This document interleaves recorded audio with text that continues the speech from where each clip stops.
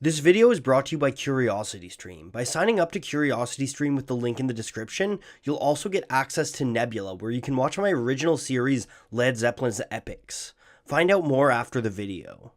Know about the cover of your forthcoming album? Bob Dylan had a complicated relationship with the press. Because I haven't heard you sing, actually. You've never heard me sing. And here you are sitting here and asking me all these questions. Well, that's my job.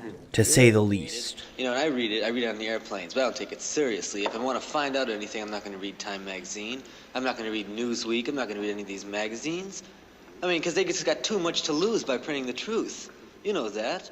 In his early days, Dylan used the media as a tool for self-myth-making. He would feed them lies and half-truths about his biography to create a very specific image, a Woody Guthrie-inspired traveling vagabond. But the myth of Dylan grew from there, and soon enough he became the icon for a growing counterculture in the United States.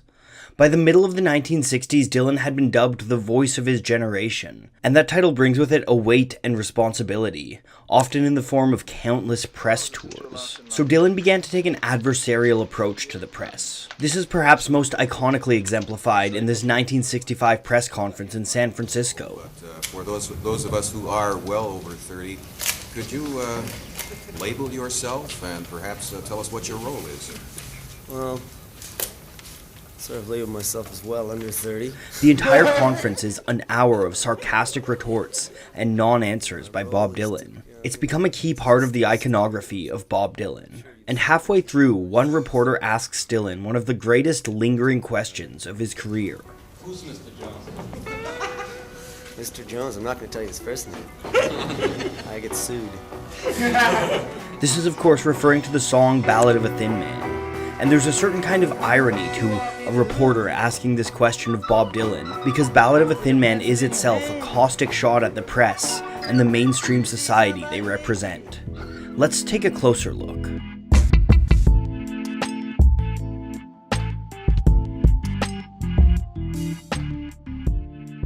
Before we go any deeper into this, we need to get something out of the way. We still don't know who Mr. Jones is.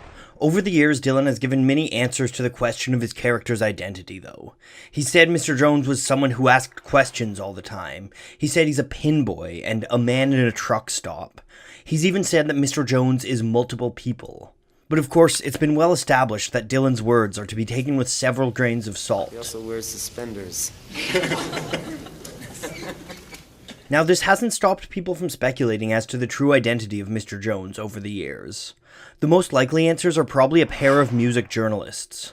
Max Jones wrote for Melody Maker magazine in the mid-60s, and Dylan once asked after him at a press conference. And then there's Jeffrey Jones, who claimed throughout his life that he was the real Mr. Jones, even if it was a dubious title to lay claim to.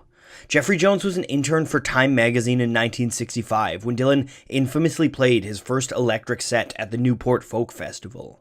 He was tasked with interviewing Dylan, and if his tale is to be believed, the interview went poorly enough that Dylan wrote a song about him. But I think the best answer as to who Mr. Jones is comes from our unreliable Bob Dylan himself. Talking to his biographer, Robert Shelton, Dylan once said, "I could tell you who Mr. Jones is in my life, but like everybody has got their Mr. Jones."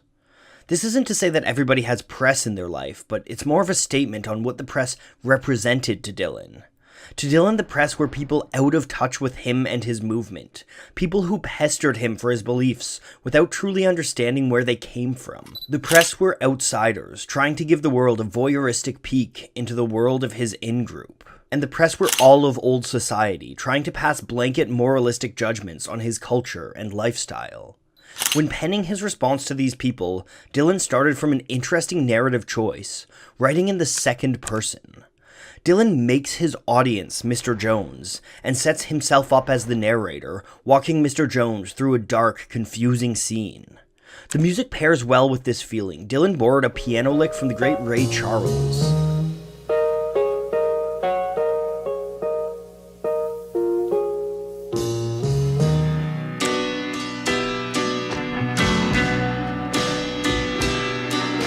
Behind, Al Cooper's organ sings in a haunting dirge.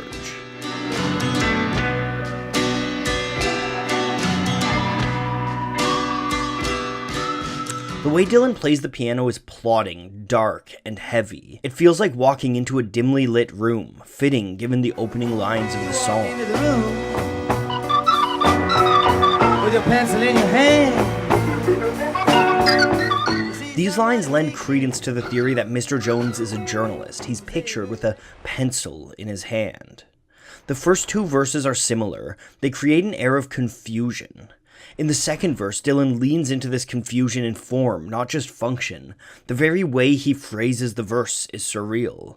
It seems to carry a kind of dreamlike logic to it, with a series of questions, each answered by further questions. You and says it's his.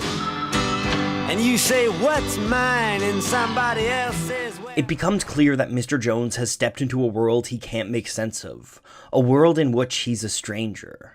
And of course, that's the thrust of the refrain. something is happening, but you don't know what it is. Do you? In the third verse, we get an ironic twist to it. Mr. Jones is watching the people he considers to be freaks, but the geek reaches out and hands him a bone.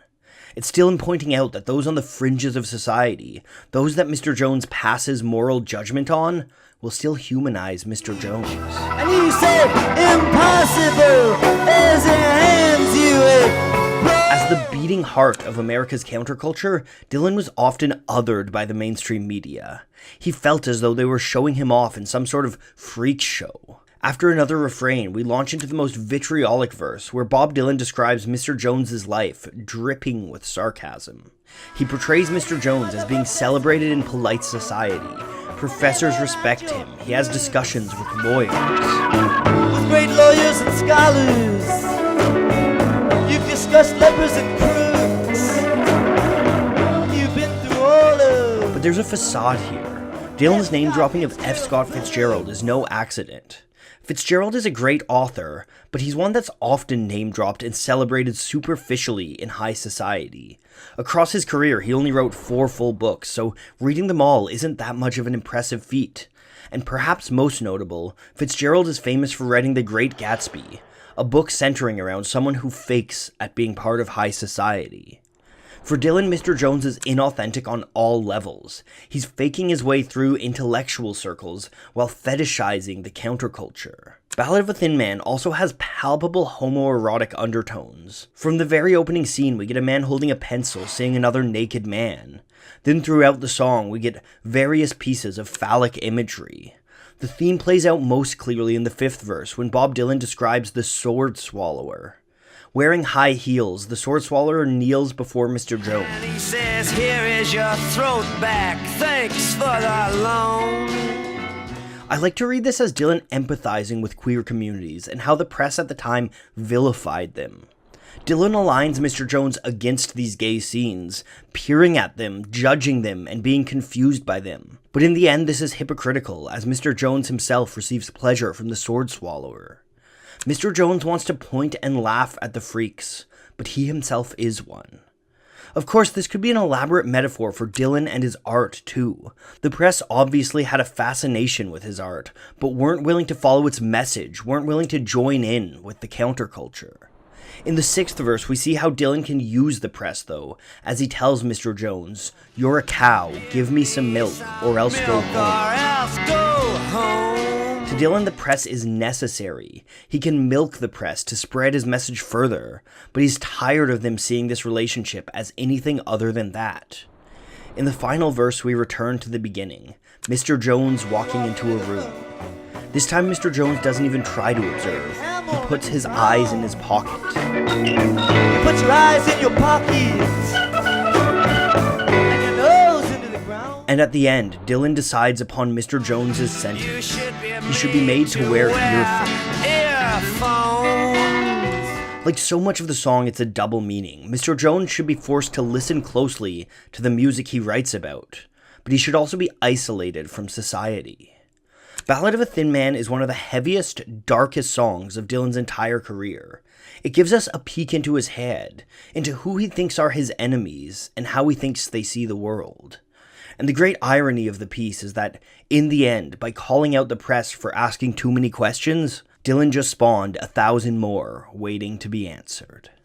You might not be able to find answers to Dylan's many questions, but if you're looking for answers to questions like, can a computer write a hit musical, can we colonize Mars, or why are we here, you should look no further than CuriosityStream. If you watch this channel enough, you probably already know the deal with CuriosityStream. They're a streaming service dedicated to documentary content, and they've got thousands of documentaries on a wide variety of subjects. And where CuriosityStream is targeted at big-budget documentaries, me and some other creators started Nebula, a place for smaller educational creators to try out their own ideas free from the constraints of YouTube.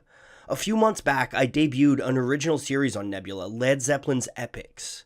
And CuriosityStream loves supporting independent creators like myself, so they're now offering free access to Nebula for anyone who signs up to a year of CuriosityStream. If you go to curiositystream.com/polyphonic, you can get that deal now.